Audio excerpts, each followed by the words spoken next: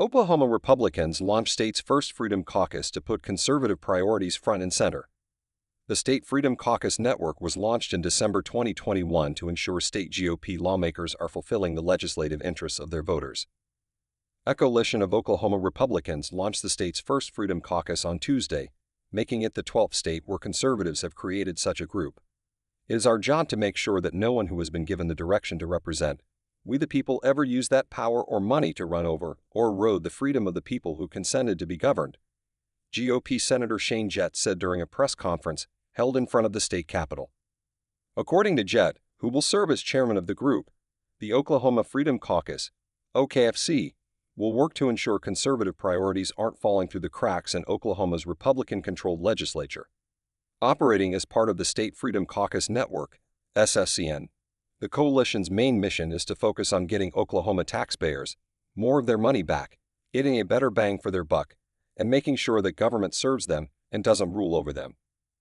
Conservatives are tired of woke values being shoved down our throats, even in a red state. They're tired of Republican establishment politicians who campaign like they're Tom Coburn, but govern like they're Mitt Romney, GOP Senator Dusty Devers, vice chair of OKFC, said. The SFCN was launched in December 2021 to ensure state GOP lawmakers are fulfilling the legislative interests of their voters. Despite Republicans controlling 23 state trifectas, an in-depth analysis published by the Daily Wire in April 2023 revealed that many so-called red states are run by GOP-dominated legislatures that are not as conservative as they should be.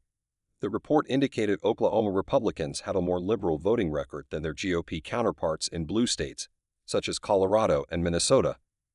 Oklahoma is yet another brick red state that needs to be more conservative because its voters are demanding it. SFCN President Andy Roth told The Federalist.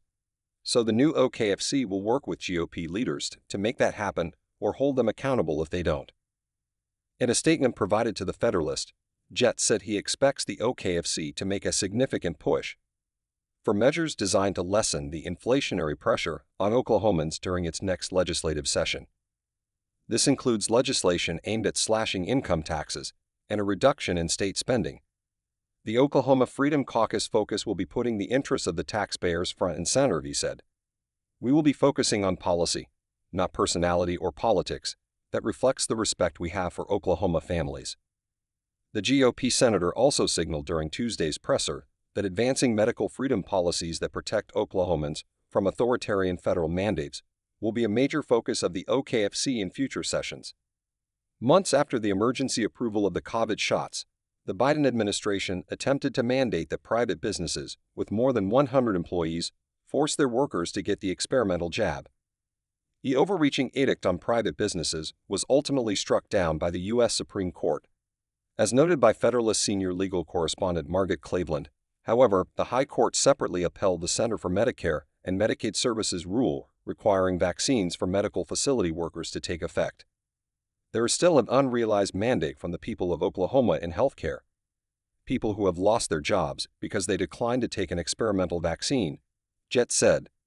Those requests to provide us protection from the federal government, who impose the will of the federal government and the pharmaceutical industrial complex, call for policies I will continue to push for. Since the SFCN's launch, Freedom Caucuses in other states have faced immense pushback from the GOP establishment. Republican leadership in so-called red states, such as Wyoming, Idaho, Missouri, and South Carolina have all gone to war against these Freedom Caucus members for pushing common-sense conservative priorities.